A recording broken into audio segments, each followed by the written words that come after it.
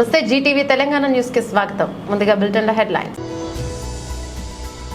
400 మంది బందోబస్తుతో వచ్చి మీ ప్రతాపం అందులో వికలాంగుల పైన చూపిస్తారా? మాజీ మంత్రి శ్రీనివాస్ గౌడ్. దేశవాళీ జాతుల మొక్కలే పర్యావరణానికి నేస్తాలని AP deputy CM Pawan Kalyan అన్నారు. రాష్ట్రంలో 12-30 లక్షల మంది విద్యార్థుల ఉపకార వేతనాల కోసం ఎదురు చూస్తున్నారు. Doctor RS Praveen Kumar.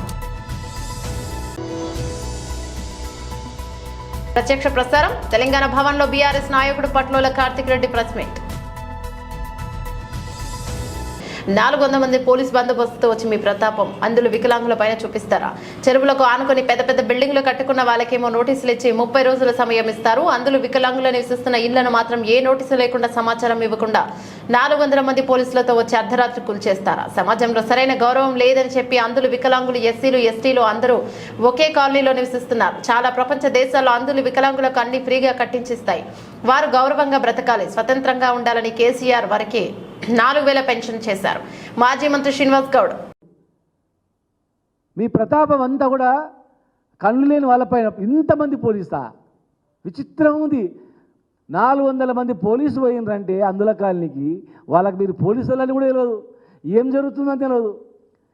గుంజి ఈడ్చి పడేస్తుంటే వాళ్ళు భయపడుతున్నారు, అసలు ఏమవుతుందని. మా దగ్గర పైసలు లేవు సార్, మా దగ్గర ఏం లేవు సార్, దొంగలు అనుకున్నారంట వాళ్ళు. మా దగ్గర డబ్బులు లేవు సార్, మేము పేదోళ్ళం సార్, తీసుకపోండి సార్ ఏమైనా ఉంటే అని చెప్పి అరుస్తున్నట్టు వాళ్ళు. అందులో ఖాళీగా మీరు ఒక్కరు పోయి కూల్చి అడిగేటోళ్ళు లేడా? మీరు 100 మంది పోలీసులు పోయి భయాకర పరిస్థితి పెట్టి, హైదరాబాద్లో పెద్దోళ్ళకేమో 30 రోజుల నోటీసులు ఇస్తారు. చెరువులలో, కుంటలలో కడితే చెరువు పక్కనే, నీళ్ళ పక్కనే కనపడుతుంటాయి. చెరువు పక్కనే, నీళ్ళ కానుకొని ఇల్లు కట్టిన వాళ్ళకేమో 30 రోజుల సంజాసి నోటీస్ ఇస్తారు. 30 రోజులలో మీరు ఇవ్వాలని. కానీ వికలాంగులు, అందులు పేదవాళ్ళు, అందులో అందరు ఎస్టీలు ఉన్నారు. పేదవాళ్ళకేమో వితౌట్ నోటీస్ ఇవ్వమని చట్టంలో ఎక్కడ ఉందని అడుగుతా ఉన్నాం మేము. నోటీస్ లేకుండా కూల్చమని ఎక్కడైనా ఉందా? పెద్దవాళ్లకు నోటీసులు ఇస్తారు, ముందే సమాచారం ఇస్తారు, కోర్టుకు వెళ్ళడానికి అవకాశం ఇస్తారు. పేదవాళ్ళకు మీరిచ్చిన పట్టాల్లో వాళ్ళు కష్టపడిన సొమ్ముతో, వాళ్ళ వికలాంగుల పెన్షన్తో ఇల్లు కట్టుకుంటే అందులో అన్ని వర్గాల వాళ్ళు ఉన్నారు. బీసీలు, ఓసీలు, ఎస్సీలు, ఎస్టీలు, పేదవాళ్ళు మొత్తం, వికలాంగులు మొత్తం ఉన్నారు. వాళ్ళకు కులం లేదు, మతం లేదు, మైనార్టీలు అందరూ ఉన్నారు. సమాజంలో సరైనటువంటి గౌరవం లేదు వాళ్ళకు పాపం. అందుకే మనం అందరం ఒకటే దగ్గర ఉందని ఒకటే దగ్గర ఉన్నారు వాళ్ళు. ప్రపంచంలో చాలా దేశాల్లో అలాంటి వాళ్ళ పట్ల ప్రేమ చూపించి ఫ్రీగా అన్నీ కట్టిస్తారు, కాలనీలు కట్టిస్తారు. మేము కూడా అందుకే వాళ్ళు ఒకరి మీద ఆధారపడి బతకొద్దు, స్వతంత్రంగా బతకాలి అని చెప్పి 4000 పెన్షన్ చేసింది. అందుకే కేసీఆర్ గారు. దేశవాళీ జాతుల మొక్కలే పర్యావరణానికి నేస్తాలని AP deputy CM Pawan Kalyan అన్నారు. రాష్ట్ర ప్రభుత్వం ఆధ్వర్యంలో చేపడుతున్న వన మహోత్సవంలో ప్రతి ఒక్కరూ పాల్గొనాలని పిలుపునిచ్చారు. ఈ మేరకు ఈ రోజు పవన్ కళ్యాణ్ వీడియో సందేశం ఇచ్చారు. పచ్చదనంతో రాష్ట్రమంతా కలకలలాడాలని, అదే లక్ష్యంతో కూటమి ప్రభుత్వం ముందుకు వెళ్తోందని చెప్పారు. 29% ఉన్న పచ్చదనాన్ని 50% చేర్చేలా చంద్రబాబు నాయుడు నాయకత్వంలోని కూటమి ప్రభుత్వం పనిచేస్తోందన్నారు. విరివిగా ప్రతి ఒక్కరూ మొక్కలను నాటడం, వాటి సంరక్షణ బాధ్యతను తీసుకోవడం ద్వారా రాష్ట్రంలో 50% పచ్చదనం పెరగాలని కూటమి ప్రభుత్వం లక్ష్యంగా నిర్దేశించుకుందని తెలిపారు. అందరికీ హృదయపూర్వక నమస్కారాలు. వన మహోత్సవ కార్యక్రమాన్ని అందరూ సామాజిక బాధ్యతగా తీసుకోవాలని మనస్ఫూర్తిగా అభ్యర్థిస్తున్నాను. పర్యావరణ సమతుల్యత కోసం పచ్చదనాన్ని పెంచాలి అనేది ఎన్డీఏ కూటమి ప్రభుత్వం లక్ష్యం. 29% ఉన్న పచ్చదనం 50% తీసుకెళ్లాలి లక్ష్యంగా పనిచేస్తున్నాం. ఈ వన మహోత్సవ కార్యక్రమంలో మరొక ముఖ్య విషయం, వృక్షజాతుల ఎంపిక చాలా కీలకం. అవి స్వదేశీ వృక్షజాతులను ఎంపిక చేసుకోవటం చాలా అవసరం. స్థానిక వృక్షజాతులు నాటడం ద్వారా జీవ వైవిధ్యాన్ని, నేల ఆరోగ్యాన్ని మరియు పర్యావరణం మరియు మానవ ఆరోగ్యాన్ని కాపాడిన వాళ్ళు అవుతాం. అందుకే దేశవాళీ చెట్లు పెంచడం చాలా అవసరం. మన దేశ భూ వాతావరణ జీవ వైవిధ్యాన్ని ముప్పు కలిగించే అన్య దేశ జాతుల్ని నాటడం మనందరం మానుకోవాలి. చూడటానికి మొక్క ఆకర్షణీయంగా ఉంది, మొక్క నాటితే ఏపుగా పెరిగిపోతుంది, నిర్వహణ ఖర్చులు అని చెప్పి ఎవెన్యూ ప్లాంటేషన్ పేరు మీద గత దశాబ్ద కాలంలో అన్య దేశ వృక్ష జాతులైన కోనాకార్పస్, ఏడాకుల పాల, మడగాస్కర్ ఆల్మండ్, ఆస్ట్రేలియా తుమ్మ లాంటి వృక్ష జాతుల్ని విరివిగా నాటేశాం. వీటి మూలంగా పర్యావరణానికి ప్రయోజనం కంటే కూడా ఆరోగ్యం మీద, భూగర్భ జల సంపద మీద చాలా తీవ్ర ప్రభావం చూపుతూ ఉంది.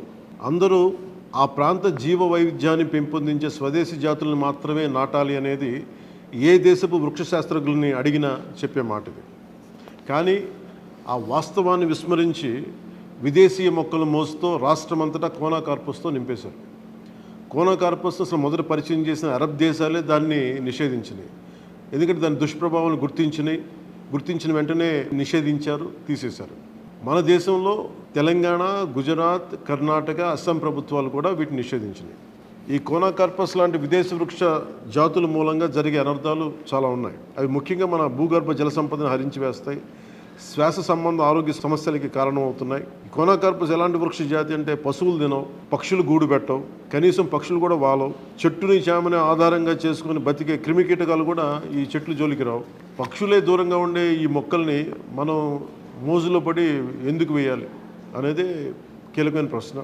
అందుకే ప్రతి సంవత్సరం జూన్, జూలైతో మొదలై నవంబర్లోని కార్తీక సమారాధన వరకు కొనసాగే ఈ వన మహోత్సవ కార్యక్రమంలో మన స్వదేశీ జాతులైన జీవ ఇంధనంగా ఉపయోగపడే కానుగ, వేప, చింత, ఉసిరి, శ్రీగంధం, ఎర్రచందనం, రావి, మర్రి, రేల, దిరిసెన, సీత, అశోక, మారేడు, నేరేడు, దేవకాంచనం, తెల్లమద్ది, మామిడి, కదంబం, జమ్మి, వెలగ, సీతాఫలం ఇలాంటి ఇంకా ఎన్నో మన జాతుల మొక్కల్ని నాటాలని అందరినీ అభ్యర్థిస్తున్నాం, కోరుకుంటున్నాం.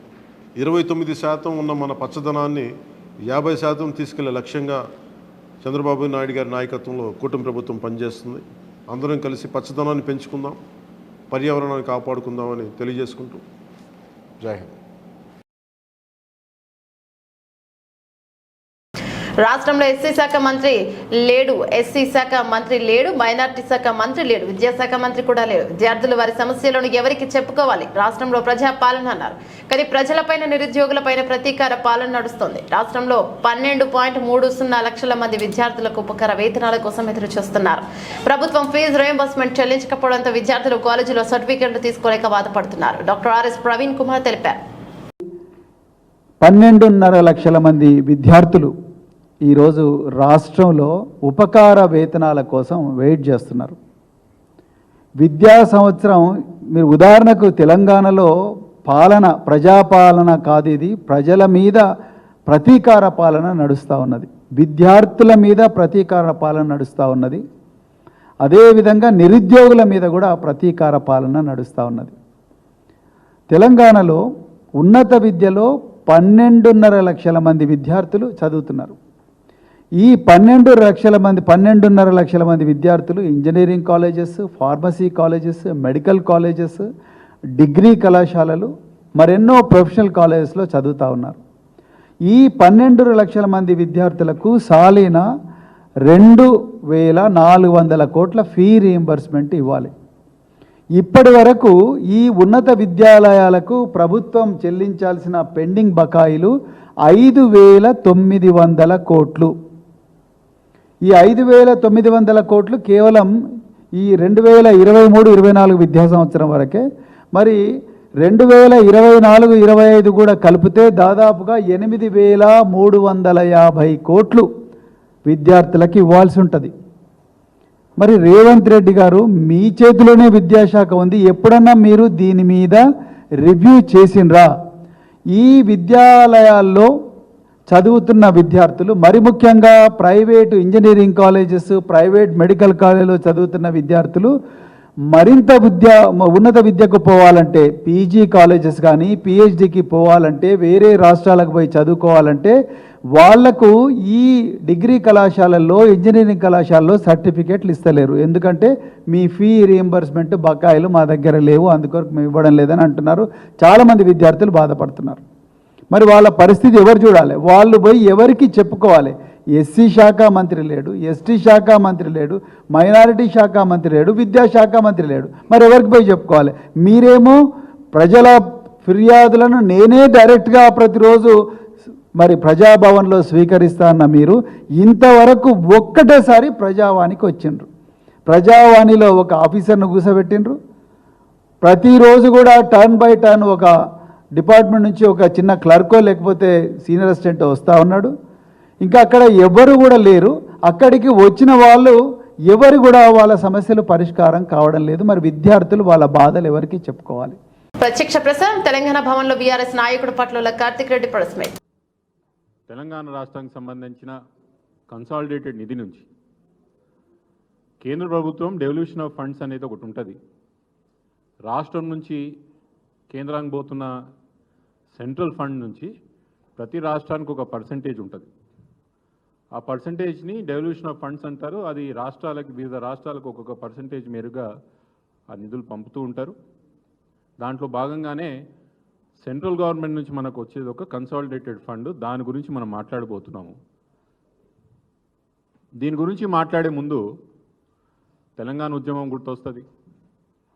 తెలంగాణ ఉద్యమంలో ఎందుకు తెలంగాణ ఉద్యమం చేపట్టిన నాయకులే కానీ, ముఖ్యంగా కేసీఆర్ గారి పాత్రే కానీ పదే పదే ఎందుకు నెమరు వేసుకుంటున్నామంటే, ఇప్పుడు కొన్ని సంఘటనలు చూస్తుంటే, కొన్ని పరిస్థితులు చూస్తుంటే అసలు నిజానికి కూడా ఎంత పెద్ద పోరాటం తెలంగాణ ఉద్యమం, ప్రజలకు తీసుకుపోవడానికి నిజానికి ఎంత కష్టమైంది, ప్రజల నుంచి ఆ రెస్పాన్స్ రావడానికి ఉద్యమం పట్లే కానీ, తెలంగాణ పట్లేనే కానీ ప్రజల నుంచి ఆ రెస్పాన్స్ రావడానికి ఎంత కష్టమైందని ఒక్కసారి ఈరోజు ఆలోచన చేస్తుంటే, ఈ యొక్క పరిస్థితులను అవగాహన చేసుకొని నాకు నిజంగా కూడా గొప్పగా అనిపిస్తుంది. తెలంగాణ ఉద్యమే కానీ, తెలంగాణ ఉద్యమకారులే కానీ, తెలంగాణ కోసం కొట్లాడిన వ్యక్తులు ఆ రోజు పడ్డ కష్టం అంతా కూడా ఒకసారి యాద్ చేసుకుంటే నిజంగా కూడా నాకు చాలా గొప్పగా అనిపిస్తుంది. ఎందుకు చెప్తున్నా ఇదంతా అంటే, తెలుగు రాష్ట్రాల్లో ఉన్న మీడియా హౌజులందరికీ కూడా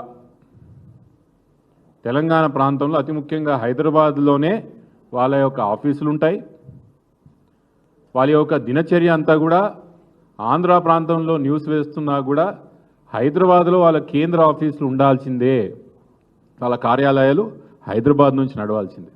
ఈ రోజు నుంచి కాదు, 30-40 సంవత్సరాల నుంచి తెలుగు మీడియాలో ఉన్న ప్రింట్, ఎలక్ట్రానిక్ మీడియాల యొక్క బడా మీడియా హౌసెసే కానీ, పెద్ద పత్రికలు కానీ అన్ని మీడియాస్ కూడా తెలంగాణ నుంచే నడుస్తాయి.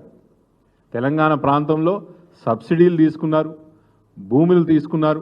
ఈ ప్రాంతంలో మీ ప్రాంతానికి తెలుగు పత్రికలే కానీ, హైదరాబాద్లే కానీ, తెలంగాణ ప్రాంతానికి కానీ తెలుగు పత్రికలకే కానీ, తెలుగు ఒక న్యూస్ ఛానల్కి కానీ రుణపడి ఉన్న విషయం అందరం కూడా గుర్తు చేస్తున్నా. ఇదంతా మీకు ఎందుకు చెప్తున్నానంటే, 10 రోజుల కిందట తెలంగాణకు రావాల్సిన వంటి 2500 కోట్ల యొక్క కన్సాలిడేటెడ్ నిధిని తెలంగాణ ప్రభుత్వంలోని యొక్క పెద్దలకు తెలవకుండానో లేకపోతే ఇలా అసమర్థతతోనో కేంద్ర ప్రభుత్వం తీసుకునే ఒక నిర్ణయంతో దాదాపు 2500 కోట్ల రూపాయల తెలంగాణ సంబంధించిన నిధులు ఆంధ్ర రాష్ట్రం తీసుకుపోవడం జరిగింది. దీని ముఖ్యంగా నేను ఇక్కడున్న మీడియా సోదరులకు, తెలుగు మీడియాలో ఉన్న, హైదరాబాద్లో ఉన్న తెలుగు మీడియాకు సంబంధించిన ప్రతినిధులకే కానీ, యాజమాన్యాలకే కానీ, ఇన్ని సంవత్సరాల నుంచి మీరు ఈ ప్రాంతంలో మీ కార్యాలయాలు నడుపుతున్నారు, ఇన్ని సంవత్సరాల నుంచి ఈ ప్రాంతంలో మీ యొక్క ఆఫీసులే కానీ, మీ యొక్క న్యూస్ ఛానల్సే కానీ ఆఫీసులే అని నడుపుతున్నారు. తెలంగాణ ప్రాంతానికి నష్టం జరుగుతున్న యొక్క సమయంలో ఎంత ప్రతిపక్ష పార్టీలు చెప్పినా చెప్పకపోయినా మీ పట్ల బాధ్యత తెలంగాణ ప్రాంతానికి ఉన్నదనే విషయం మీకు యాద్ చేస్తున్నా. ఈ యొక్క సమాచారం కన్సాలిడేట్ నిధి ఏదైతే ఆంధ్ర ప్రాంతానికి తెలంగాణ నుంచి పోయిందన్నదో ఒక నష్టం బీఆర్ఎస్ పార్టీ కాదు, లేదా కొంతమందికి జరిగిన నష్టం కాదు. ఇది తెలంగాణ ప్రాంతానికి మొత్తానికి జరిగిన నష్టం. తెలంగాణలో ప్రస్తుతం నడుపుతున్న ప్రభుత్వానికి ఇది అవమానం. ఇది ఇన్ని సంవత్సరాల నుంచి మా ప్రాంతం మాకు కావాలా, మా స్వపరిపాలన మాకు కావాలా, మా పరిపాలన మేము చేసుకుంటాము, ఏదైతే నినాదంతో మనం తెలంగాణ రాష్ట్రం తెచ్చుకున్నామో దానికి ముమ్మాటికి తూట్లు పొడుస్తూ ఈరోజు కేంద్రంలో ఉన్న బీజేపీ పరిపాలిత ప్రభుత్వం ఈరోజు ఇక్కడ ఉన్న కాంగ్రెస్ ప్రభుత్వంతోనో, ఆంధ్రాలో ఉన్న తెలుగుదేశం యొక్క ప్రభుత్వంతోనో చేతులు కలిపి తెలంగాణకు రావాల్సిన ఒక హక్కు 2,500 కోట్ల రూపాయలు ఈరోజు తీసుకుపోతుంటే రాజకీయ నాయకులుగా మేము వచ్చి బయటకు వచ్చి మొరబెట్టుకునేంత వరకు ఏ మీడియా ఛానలే కానీ తెలుగుకు సంబంధించిన ఏ పత్రికే కానీ దీన్ని పెద్దగా సీరియస్గా తీసుకోకపోవడం నాకు చాలా బాధేస్తున్నది. అదొక దిక్కైతే 10 సంవత్సరాల నుంచి ఈ సమస్య నడుస్తున్నది. 10 సంవత్సరాల నుంచి ఆంధ్రాలో ఉన్న వంటి అక్కడున్న ప్రభుత్వాలు ఇక్కడ ఉన్న ప్రభుత్వం కేసీఆర్ గారి యొక్క ప్రభుత్వం మీద విపరీతంగా ఒత్తిడి తెచ్చిండ్రు. ఈ 2,500 కోట్లు ఏదైతే మాకు ఆ రోజు ఆంధ్రప్రదేశ్లో ఉన్నప్పుడు కంబైన్డ్ ఆంధ్రప్రదేశ్లో ఏదైతే నిధులు మనం పెట్టినామో ఆ నిధులకు సంబంధించి ఒక 2,500 కోట్లు మాకు బకాయిలు ఉన్నాయి, దాన్ని తేల్చి మాకు ఇవ్వండి అని 10 సంవత్సరాల నుంచి పంచాయతీ పెట్టుకుంటున్నా కూడా దీంట్లో క్లారిటీ లేదని ఆ రోజున ముఖ్యమంత్రి గారు కేసీఆర్ గారు ఎదురు నిలబడి మా పైసలు మాకే రావాలా, ఎవరు తీసుకుపోతారు రండి అని ధైర్యంగా ఎదురు నిలబడి కొట్లాడి ఈ నిధులు ఆపడం జరిగింది. ఇదందరం మనం సాక్షి. మళ్ళీ ఈ రోజున కాంగ్రెస్ ప్రభుత్వం ఇంట్రెస్ట్ లేకనా లేదా ఇంట్రెస్ట్తోని ఏపీకి పైసలు పంపినరా? తెలంగాణ పట్ల కొట్లాడాలని మీకు ఇంట్రెస్ట్ లేకనా, లేకపోతే ఆంధ్రాకు పైసలు పంపాలనే ఇంట్రెస్ట్తోని మీరు ఈ యొక్క విషయాన్ని అడ్డుకోకుండా ఆపినరా అని అడుగుతున్నా నేను. లేకపోతే మీతో చేతనైతే లేదా? తెలంగాణ ప్రాంతానికి సంబంధించిన నిధులు పక్క రాష్ట్రం మన ఆమోదం లేకుండా తీసుకుపోతుండ్రంటే ఎందుకు మన ప్రభుత్వంలో ఉండి ఇంకా తెలంగాణ హక్కులు మీరు ఏ విధంగా కొట్లాడతారని నేను అడుగుతున్నా. కాంగ్రెస్ ప్రభుత్వం ముమ్మాటికి ఈ విషయంలో విఫలం చెందింది, ముమ్మాటికి ఈ విషయంలో ఫెయిల్ అయింది. తెలంగాణ ప్రాంతం యొక్క హక్కులే కానీ తెలంగాణ ప్రాంతంగా రావాల్సిన యొక్క నిధులు రాపట్టడంలో కాంగ్రెస్ పార్టీ ముమ్మాటికి ఇక్కడ ఫెయిల్ అయిందనే విషయం అని చెప్పక తప్పదు. కాంగ్రెస్ పార్టీ ఒక దిక్కైతే అసలు తెలంగాణ రాష్ట్రంలో ఉన్న బీజేపీ నాయకులు నాకన్నా అనిపిస్తుందో లేదు కానీ మీకన్నా అనిపించాలి కొన్నిసార్లు. అరే నాకు కేసీఆర్ పట్ల కోపం ఉన్నది, బీజేపీ నాయకులకు చాలామంది కేసీఆర్ గారి పట్ల కోపం ఉన్నది, కేటీఆర్ గారి పట్ల కోపం ఉన్నది.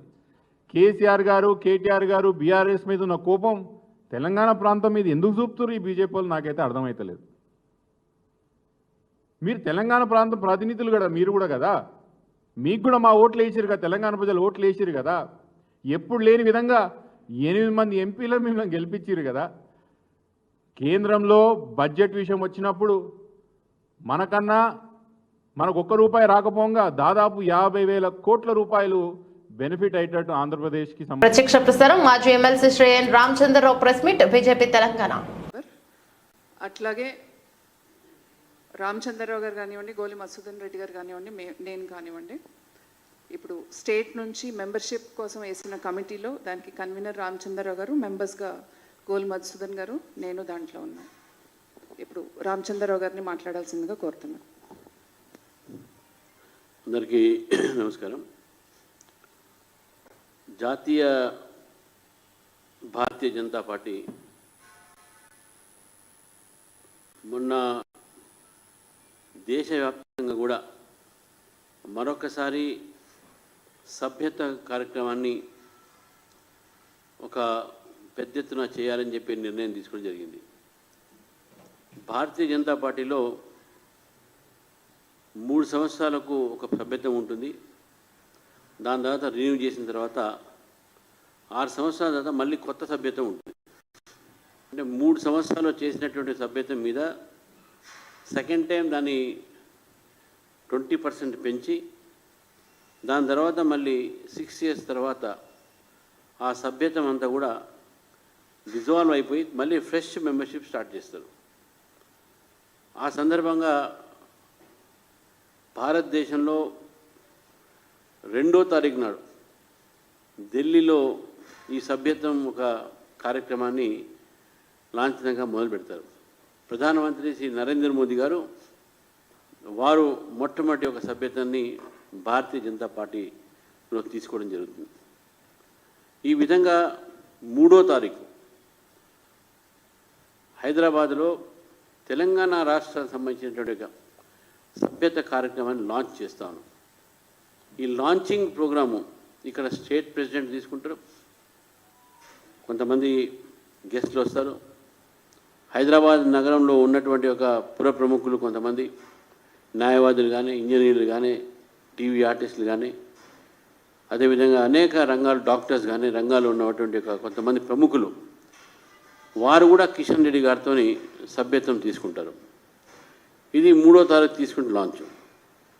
గతంలో భారతీయ జనతా పార్టీకు తెలంగాణలో 11,85,000 మెంబర్షిప్ ఉండేది.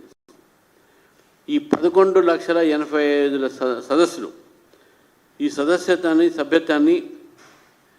సభ్యత్వాన్ని మేము ఈసారి కనీసం మాకున్న యాక్టివ్ బూత్స్లో 200 కన్నా ఎక్కువ సభ్యత్వం పెంచాలి అని చెప్పేసి 200 పై చిలుకుని సభ్యత్వాన్ని ప్రతి బూత్లో, అంటే మాకు యాక్టివ్ ఉన్న బూత్లో కొన్ని.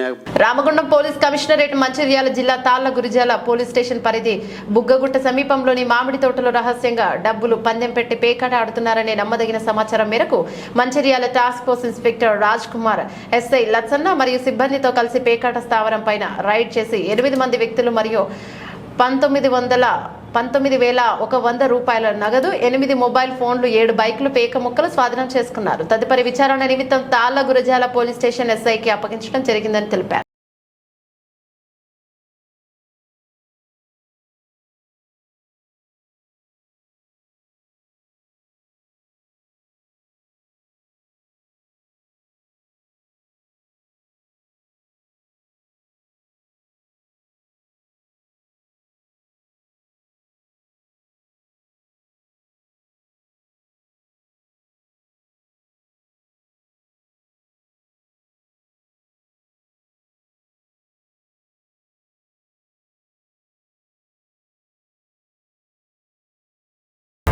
శ్రీశైలం ప్రాజెక్టుకు భారీ వరద కొనసాగుతోంది. దీంతో ప్రాజెక్టు 7 గేట్లు 10 అడుగుల మేర ఎత్తి నీటిని దిగువకు వదులుతున్నారు. ఇక ఇన్ఫ్లో 2,62,462 క్యూసెక్కులు కాగా అవుట్ఫ్లో 2,65,233 క్యూసెక్కులుగా ఉంది. పూర్తి స్థాయి నీటి మట్టం 885 అడుగుల మేర నీటి నిల్వ ఉంది. మరోవైపు వరద పెరగడంతో నాగార్జున సాగర్ పులిచింతల ప్రాజెక్టు గేట్లు కూడా ఎత్తారు.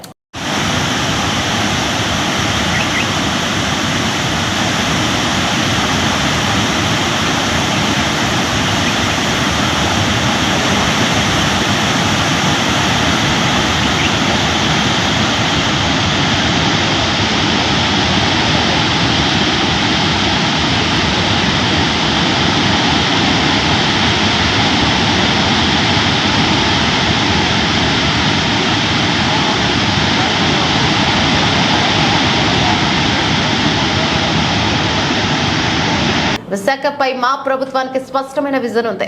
రాష్ట్రంలో కొత్తగా వచ్చే ఐటీ పరిశ్రమలో 90% విశాఖపట్నానికి రాబోతున్నాయి. విశాఖలో ఐటీ పరిశ్రమ అవసరాలకు అనుగుణంగా ఆఫీస్ స్పేస్ ను అభివృద్ధి చేస్తాం. కేవలం ఐటీలో మాత్రమే కాకుండా ఫార్మా, ఎంఎస్ఎం వంటి రంగాలలో కూడా విశాఖ వేగంగా అభివృద్ధి చెందుతోంది.